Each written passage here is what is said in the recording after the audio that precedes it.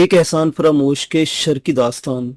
احسان فراموش قسط نمبر 18۔ شمالو جی تیاری کرو۔ اس دن جب ضامن شاہ کی جیپ رکی تو جیپ سے اترتے ہی شاہ جی نے حویلی کے باہر کھڑی شمائلہ کے قریب آ کر کہا، اور شمائلہ کو یوں لگا جیسے اسے ابکائی ہونے لگی ہے۔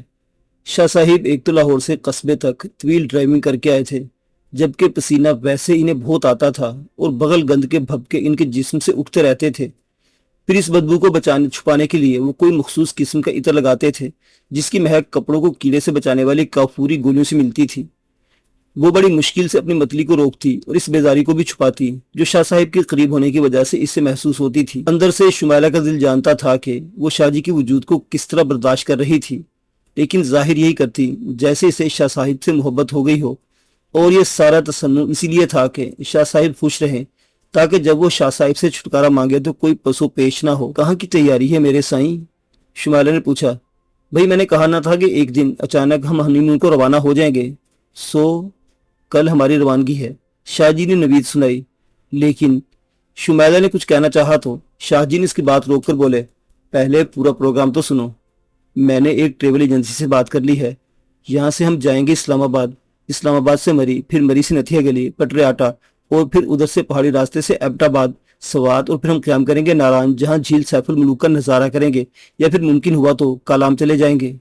لیکن آپ میری بات تو سنیں نا۔ شاہ جی بولتے بولتے ذرا رکے تو شمائلہ نے کہا، بولو۔ شاہ جی نے شمائلہ کو بولنے کا موقع دیتے ہوئے کہا، شاہ جی کیا ضرورت ہے ہنی مون پر جانے کی؟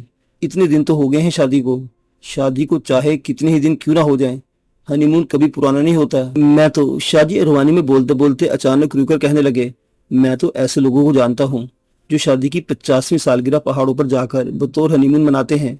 پھر وضاحت کرتے ہوئے کہنے لگے، دراصل اتنی تاخیر اس لیے ہو گئی کہ کچھ فصلوں کی چھٹائی اور بٹائی کا وقت تھا، آڑتیوں سے لین دین کرنا پڑا، اگر اس وقت ان سے رقم نہ اٹھاتا تو پھر بات اگلی فصلوں پر چلی جاتی، اور پھر یہ بیپاری ایسی قوم ہے کہ پیسہ دھیلا نکالتے نہیں، باتوں سے خوش کرنے کی کوشش کرتے ہیں۔ ہم تو ویسے بھی محبت کرتے ہیں، کیا پہاڑوں پر جا کر پیسہ خرچ کرنا ضروری ہے؟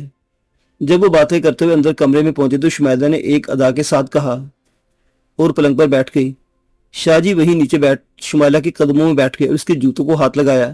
شمائلہ ایک دم نیچے اتر آئی اور شاہ جی کے پہلو میں بیٹھ کر ان کا ہاتھ اپنے جوتے سے الگ کرتے ہوئے بولی، یہ کیا کرتے ہیں آپ؟ مجھے گناہ گار نہ کریں، پیسوں کی پھر کیوں بات کرتی ہو؟ 1,00,000 بھی ہو تو تمہارے اس جوتے پر قربان کر دوں، وہ فرتے محبت سے بولے، اور شمائلہ نے نتنوں کو بند کرتے ہوئے کہا، اب میں کیا بولوں؟ کچھ نہ بولو، اب کھانا نکالو، کھانا کھاتے ہیں، پھر آرام کریں گے، اور اس کے بعد پیکنگ کریں گے اور صبح روانگی۔ ٹھیک؟ جب آپ کا حکم ہے تو پھر بھلا میں حکم عدولی کیسے کر سکتی ہوں؟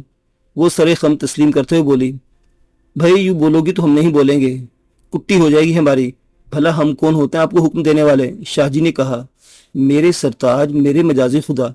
شمائلہ شاہ جی کے تیور دیکھ کر بے ساختہ بولی اور بالوں کو زوردار جھٹکا دیا، بس یہی ادائیں تو آپ بھی ہمیں مار دیتی ہیں، شاہ جی نے کہا، اور شمائلہ کی زلفوں کو فصل کے دانوں کی طرح رولتے ہوئے بہت رومانٹک موڈ میں بولے، خوب کہا ہے کہ نیند اس کی ہے، دماغ اس کا ہے، راتیں اس کی ہیں، تیری زلفیں جس کے شانوں پر پریشاں ہو گئی۔ غالب کے اتنے خوبصورت شعر کو شمائلہ نے زاہد کے ہمراہ 1000 مرتبہ سننا پڑھا اور لطف اندوز ہوئی تھی، لیکن آج اسے اس شعر سے پہلی دفعہ کراہیت محسوس ہوئی۔ تاہم وہ اگلی صبح شاہ جی کے ہمراہ ہنی مون پر روانہ ہو گئی۔ عابد صاحب کی خوشنما کوٹھی کے باہر رخسانہ اور اس کا شوہر ٹیکسی سے اتر کر جب گیٹ کی طرف بڑھے تو چوکیدار نے روکا۔ یہ عابد صاحب کا گھر ہے نا؟ منصور نے پوچھا۔ جی صاحب، چوکیدار نے جواب دیا، لیکن صاحب ادھر نہیں ہے، وہ ملک سے باہر ہے۔ بیگم صاحبہ تو ہے نا؟ اب کے رخسانہ نے پوچھا۔ جی بیگم صاحب تو ادھر ہی ہے، چوکیدار نے جواب دیا، اور اس سے پیشتر کے مزید سوال و جواب ہوتے بیگم عابد آوازیں سن کر اور رخسانہ ان کے شوہر کو دیکھ کر بولی، کیا بات ہے چوکیدار؟ السلام علیکم بیگم صاحبہ۔ اس سے پیشتر کی چوکیدار کچھ بتاتا رخسانہ بہت مہذبانہ انداز میں آگے بڑھی اور مسافر کے لیے ہاتھ بیگم صاحبہ کی طرف بڑھایا۔ وعلیکم السلام۔ بیگم صاحبہ نے اجنبیت سے جواب دیا، میرا نام رخسانہ ہے اور یہ میرے شوہر منصور ہیں۔ اس نے اپنا اور منصور کا تعارف کراتے ہوئے کہا۔ منصور نے ہاتھ اٹھا کے سلام کیا اور پھر رخسانہ بیگم کی طرف متوجہ ہوئی۔ فرمائیے۔ جی میں آپ کے دیور زاہد صاحب کی اسٹوڈنٹ رہ چکی ہوں، ہم دونوں میاں بیوی لندن میں مقیم ہیں، پاکستان آئے تھے تو معلوم ہوا کہ زاہد سر بیمار ہیں، انہی کو اسپتال میں دیکھ کر آ رہے ہیں، خدا انہیں صحت دے۔ رخسانہ نے لمبی وضاحت کی۔ دعا کیجیے، بیگم صاحبہ نے مختصراً جواب دیا۔ یہ ایک چھوٹا سا کیک ہے۔ رخسانہ نے ایک بڑا کیک جو بہت اچھی پیکنگ میں था बेगम साहिबा को पेश किया। ये तकल्लुफ क्यों किया आपने? बेगम रस्मन बोली। पहली दफा आपके घर आए हैं तो खाली हाथ आना अच्छा नहीं लगा, रुखसाना ने रस्मन कहा। और ये सब बातें गेट पर खड़े खड़े ही हो रही थी और अभी तक बेगम आबिद ने दोनों मियाँ बीवी को अंदर चलकर बैठने को नहीं कहा था। हम दरअसल सर के दोनों बच्चों से मिलना चाहते हैं, रुखसाना ने हरफे मुद्दा पर आते हुए कहा। क्या वो घर पे मौजूद हैं? हाँ, अंदर अपने कमरे में होंगे। क्या बाहर भेजूं इन्हें? बेगम आबिद ने रूखे अंदाज से कहा। और रुखसाना दरअसल अंदर जाके बच्चों से मिलना और इनका रहन सहन देखना चाहती थी। अगर मैं अंदर जाके मिल लूँ तो अच्छा होगा, कुछ सामान भी लाई हूं उनके लिए, रुखसाना ने ख्वाहिश जाहिर की। बेगम आबिद सोच में पड़ गई, फिर कहने लगी, ऐसा है मेरे मियाँ मुल्क से बाहर गए हुए हैं और उनकी तरफ से मुझे इजाजत नहीं कि इनकी गैर मौजूदगी में कोई मर्द घर के अंदर आए। बेगम आबिद का इशारा रुखसाना के शोहर मंसूर की तरफ था। मेरे शोहर बाहर बैठेंगे, रुखसाना ने वजाहत करते हुए कहा। मैं अकेली अंदर जाऊंगी। ठीक है, आप आ जाइए, बेगम आबिद ने बाद में खास्ता कहा और केक वाला पैकेट चौकीदार को देते हुए बोली। चौकीदार, ये अंदर रखाओ। और फिर रुखसाना से मुखातिब हुई, आप आ जाइए। मंसूर वो सामान लेकर गाड़ी से, रुखसाना अपने शोहर से कहा और मंसूर ने गेट के पास खड़ी टैक्सी से ढेर सारी चीजें निकाली, जिनमें एक बड़ी खूबसूरत और महंगी किस्म की गुड़िया थी और एक बहुत बड़ी अच्छी और खूबसूरत जापानी साइकिल थी। वो सामान रुखसाना के सुपुर्द करके खुद टैक्सी में जा बैठा। ये गुड़िया मेरी गुड़िया के लिए है और ये साइकिल मेरे गुड्डे के लिए। कैसी है? रुखसाना ने एनी और अली को अलग अलग इनके तोहफे दिए और प्यार से पिचकारा पूछा। ये कैसी है साइकिल और गुड़िया? अच्छी है, एनी ने कहा। बहुत अच्छी है, अली बोला। लेकिन रुखसाना ने महसूस किया कि दोनों बच्चे काफी हद तक सहमे हुए हैं। हर चंद के मकान जीत तर्ज का था, इसके अंदर रहने की गुंजाइश भी बहुत थी, लेकिन जिस कमरे में एनी और अली को रखा गया था वो कमरा नहीं बल्कि कोई स्टोर था। कमरे के अंदर जूतों के बगैर दरवाजों वाली अलमारियां और एक रैक भी पड़ा हुआ था, जिसमें घर के लोगों के नए पुराने जूते पड़े हुए थे और इन जूतों से निकलने वाली पसीने की बदबू सारे कमरे में फैली हुई थी। इसके अलावा एक बहुत बड़ा लोहे का ट्रंक भी इसी कमरे में था, जिस पर ताला नहीं पड़ा हुआ था, जिसका मतलब यह था कि ट्रंक में कोई भी कीमती शय नहीं बल्कि पुराना सामान रखा होगा। अली और एनी के सोने के लिए डबल स्टोरी बना हुआ ऊपर नीचे का एक बेड था, जो काफी बोसीदा हो चुका था, जो यकीनन आबिद साहब के बच्चों के लिए कभी बनाया गया होगा और अब एनी और अली के इस्तेमाल में आ रहा था। इस बेड के यहाँ रखने से कमरा जो पहले छोटा था बहुत तंग पड़ गया था और साइकिल और गुड़िया रखने की वजह से और भी तंग हो गया था। लेकिन ये दोनों चीजें इतनी नई और दिलकश थी कि सारा कमरा सज गया था और दोनों बच्चे खिलौनों को देखकर बहुत खुश हो गए थे। इसके अलावा रुखसाना बिस्किट और चॉकलेट भी लाई थी, जिसने बच्चों को दिखाकर एक कानस पर रख दिए थे और दोनों बच्चों से अपना तफसीली तारुफ भी कराया था और ये बावर करा दिया था कि वो उनका शोहर इन बच्चों को बहुत खैरख्वाह हैं और खुदा न खास्ता इन पर कोई बुरा वक्त आ जाए तो इनके लिए इंदिया दिया था कि हो सकता है वो दोनों बच्चों को अपने साथ लंदन ले जाएं। लेकिन सब बात की बातें थीं। इस वक्त रुखसाना का पहला मकसद बच्चों को खुश करना था, ताकि वो माँ बाप की दूरी और बाप की बीमारी का गम भूले रहें। देखो, ये गुड़िया बोलती भी है। रुखसाना ने गुड़िया का एक बटन दबाया तो वो बहुत खूबसूरत और मज़ाहिया किस्म का अंग्रेजी गाना गा के कॉमेडी करने लगी। इस पर एनी और अली दोनों खिल खिलाकर हंसने लगे और रुखसाना भी बच्चों के साथ देने के लिए खूब हंसी और बार बार गुड़िया का पेट दबाकर इसे चलाती रही। आंटी, ये आवाज़ इसके पेट से निकल रही है ना? जब गुड़िया थोड़ी देर को चुप हुई तो अली ने नहायत मासूमी से सवाल किया। हाँ बेटे, दुनिया की जितनी आवाज़ें हैं ना वो सब पेट से ही निकलती हैं, रुखसाना ने बेसाख्ता जवाब दिया। लेकिन फौरन इसे एहसास हुआ कि वो ये फिक्रा बच्चों की सतह से ऊपर का बोल गई है, लिहाजा दोनों बच्चे इसके जवाब पर खिलखिलाकर हंसे और एनी गुड़िया को दबा दबाकर आवाजें निकालने लगी। मैं साइकिल चलाऊंगा, अली ने बहुत पुरतजस्सुस नजरों से साइकिल की तरफ देखते पूछा। क्यों नहीं, चलाने ही की तो लाई हूँ, वो शफकत से बोली और अली को साइकिल पर बैठने में मदद की। अली ने साइकिल पर सवार होकर दो चार पैडल मारते हुए साइकिल दीवारों से इधर उधर टकराने लगी। यहाँ जगह नहीं है, अली ने कहा। मैं बाहर ले जाऊं, इसने पूछा। क्यों नहीं, रुखसाना ने जवाब दिया। ये जगह साइकिल चलाने के लिए थोड़ी है, बाहर ले जाओ। साइकिल बाहर लॉन में बहुत बड़ी जगह है, तुम भी गुड़िया वहीं ले चलो, जाकर खेलो। और अब मैं जाऊंगी, रुखसाना ने कहा। आपने शरबत नहीं पिया? रुखसाना जब जाने लगी तो अली ने मेज पर रखे गिलास की तरफ इशारा करके कहा, जो सूख रंग के किसी पानी से मिले शरबत से भरा हुआ था और जो घर का मुलाजिम इसके लिए रखा था। बस ठीक है, मेरा मूड नहीं है। रुखसाना ने शरबत को नजरअंदाज करके दोनों बच्चों को प्यार किया और बाहर निकल गई। टैक्सी में मंसूर इंतजार में बैठा था। सूख रंग के शरबत का एक गिलास गाड़ी के डैशबोर्ड पर भी भरा हुआ रखा था और मंसूर ने इसे छुआ भी नहीं था। और जब गाड़ी चलने लगी थी उसे उठाकर चौकीदार के हवाले किया। बहुत खबीस औरत है। जब गाड़ी रवाना हुई तो मंसूर ने गुफ्तगू का आगाज करते हुए कहा और जवाब में रुखसाना ने आंख से इशारा करके अपने ड्राइवर की मौजूदगी का एहसास दिलाते हुए इशारे से चुप रहने की तलकीन की और गाड़ी कोठी के इलाके से दूर हो गई। दोपहर के वक्त जब आबिद साहिब के दोनों बच्चों की वैन दरवाजे पर आकर रुकी तो एनी और अली दोनों इस वक्त बहुत खूबसूरत लान में खेल रहे थे। अली साइकिल चला रहा था और एनी अली के पीछे पीछे दौड़ी हुई अपनी जापानी गुड़ियों के गाने सुन रही थी और दोनों बहन भाई खूब चहक रहे थे। شمالہ کے جانے کے بعد اور باپ کی بیماری کے بعد آج پہلی مرتبہ دونوں اس قدر خوش ہوئے تھے۔ ان کے اسکول کی پڑھائی اور تواتر بھی کافی عرصے سے متاثر ہو رہا تھا۔ بہت پابندی اور شوق سے پڑھنے والے بچے پڑھائی سے اس طرح محروم ہوتے چلے گئے کہ اسکول جانے لکھنے پڑھنے کی عادت ہی سے محروم ہوتے جا رہے تھے، اور دن بھر تائی کی جھڑکیاں سہتے اور تائزاد بہن بھائی کی بد زبانی کا شکار ہوتے یا ان سے مار کھاتے ہوئے گزر جاتا۔ تاہم اب انہوں نے اس صورتحال کو اپنی تقدیر سمجھ کے قبول کر لیا تھا اور اس انتظار میں دن گزار رہے کہ ماں جب لوٹے گی اور باپ جب ٹھیک ہو جائے گا تو پھر دونوں اپنے گھر جا بسیں گے اور پھر پہلے کی طرح ہو جائیں گے۔ تب تک انہیں تایا تائی کا گھر کا عذاب جھیلنا ہوگا۔ لیکن انہیں پہلی ملاقات میں رخسانہ آنٹی بہت اچھی لگی تھی، جو اتنی ڈھیر ساری چاکلیٹ اور بسکٹ کے علاوہ اتنی اچھی سائیکل اور ایسی عمدہ گڑیا لے کر بھی آئی تھی، اور دونوں بہن بھائی بہت خوش گڑیا اور سائیکل کے ساتھ کھیلنے میں مصروف تھے کہ وین رکی اور عابد صاحب کے دونوں بچے نومی اور نینا وین سے اتر کے کوٹھی کے گیٹ سے اندر داخل ہوئے۔ وہ ایک بہت اچھے اور مہنگے انگریزی اسکول کی یونیفارم پہنے ہوئے تھے اور فر انگریزی بولتے ہوئے اندر آ رہے تھے۔ علی اور اینی کا اسکول تو اتنا بڑا نہیں تھا، لیکن وہ نومی اور نینا کی انگریزی سے بہت اچھی انگریزی جانتے تھے، کیونکہ ظاہر نے ان کو اردو اور انگریزی بہت اچھی طرح پڑھائی تھی، اور زبان کے معاملے میں نومی اور نینا کے سامنے کسی قسم کا کمپلیکس کا شکار نہیں تھے، بلکہ نومی اور نینا کے رہن سہن ان کا اسکول اور ٹھاٹ باٹ دونوں کو بہت متاثر کر رہا تھا، اور وہ کافی حد تک کمپلیکس کا شکار بھی ہو گئے تھے۔ تاہم اس دن رخسانہ آنٹی کی آمد سے دونوں بہت خوش تھے اور بہت خوش لان میں کھیل رہے تھے کہ نومی اور نینا اندر داخل ہوئے۔ پہلے تو سائیکل اور گڑیا کو دیکھ کر حیرت زدہ ہو گئے، کیونکہ نہ تو سائیکل معمولی تھی اور نہ ہی گڑیا کوئی عام سی تھی۔ ایک لمحے کے لیے تو دونوں کے قدم رک گئے اور انگریزی بھی تھم گئی۔ وہ نفرت کی نظروں سے دونوں کو دیکھتے ہوئے تیز قدم اٹھاتے اندر چلے گئے۔ ممی، یہ لوگ سائیکل اور گڑیا کہاں سے لائے ہیں؟ نومی نے ماں سے حیرت زدہ ہو کر پوچھا۔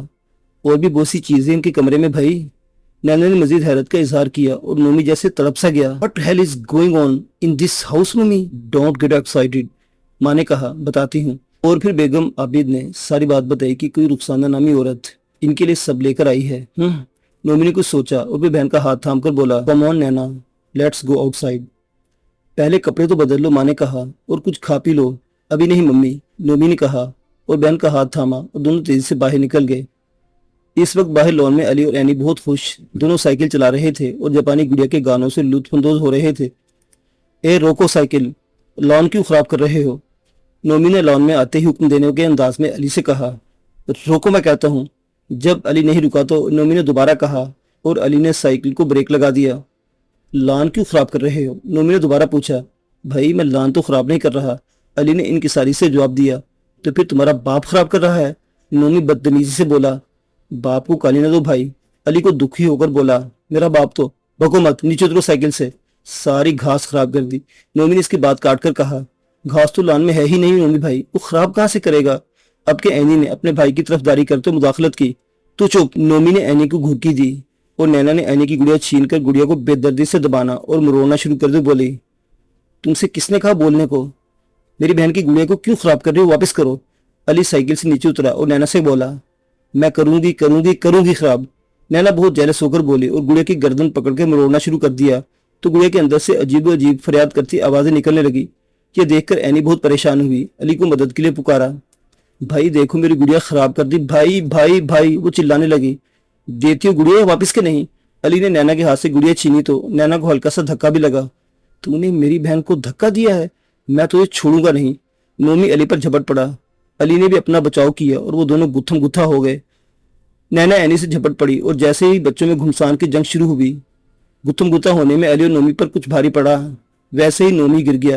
گرنے سے اس کی ساری یونیفارم گیلی مٹی سے ہٹ گئی اور نومی کا چہرہ بھی غبار آلود ہو گیا اور اس نے چلانا شروع کر دیا، ممی ممی، یہ مجھے مار رہا ہے۔ اس دوران نینا بھی چلائی، ممی ممی۔ بیگم عابد نے شور سنا تو بھاگتی باہر آئیں اور علی اور اینی دونوں کو تھپڑ مارنے شروع کر دی اور گالیاں بھی دینے لگی۔ خدا تمہیں غارت کرے بدبختو، ایک تو ہمارے سر پہ مونک دلتے ہو، پھر ہمارے بچوں کو بھی مارتے ہو، آخر ہو کس ماں کے؟ بیگم صاحبہ دونوں کی پٹائی کرنے لگی اور نومی نے ایک بیٹ اٹھا لیا جو پاس ہی لون میں پڑا ہوا تھا اور گھما گھما کے سائیکل کو کوٹا کے اس کا ہینڈل ٹیڑھا ہو گیا۔ پہیوں کی سپوکس ٹوٹ گئیں اور نینا نے گڑیا کو پکڑ کر اس کے بخیے ادھیڑنے شروع کر دیے۔ چلو تم دونوں اندر۔ بیگم صاحبہ نے نومی نینا کو اندر کی طرف دھکیلا اور پھر بولی، میں نے تم سے کہا نہیں تھا کہ ان کے منہ نہ لگو؟ دیکھو کیا حلیہ بنا لیا اپنا۔ وہ اپنے بچوں کو پچکارتے ہوئے اندر لے گئی۔ وہ جب اندر گئے تو اینی نے اپنی ادھڑی ہوئی گڑیا کو اٹھایا، سینے سے لگایا اور روتے ہوئے بولی، بھائی میری گڑیا۔ اور علی نے اپنی سائیکل کو دیکھا جس کا انجر پنجر ڈھیلا ہو گیا تھا۔ वो बहन को तसल्ली देने के बजाय खुद भी रो पड़ा और आंसू बहाते हुए बोला, बहन मेरी साइकिल। और फिर दोनों अपनी टूटी हुई साइकिल और टूटी हुई गुड़िया के पास बैठ के इस तरह रोने लगे जैसे दो यतीम बच्चे माँ बाप की कब्रों पर बैठे रोते हैं। उस दिन कोई खास छुट्टी थी कि शहर में और अस्पताल में भी सन्नाटा था। ओपीडी का स्टाफ भी इक्का दुक्का हाजिरी पर था। नर्स ड्यूटी डॉक्टर भी रूम से गायब थे और जाहिद के पास भी कोई स्टाफ या तीमारदार मौजूद नहीं था।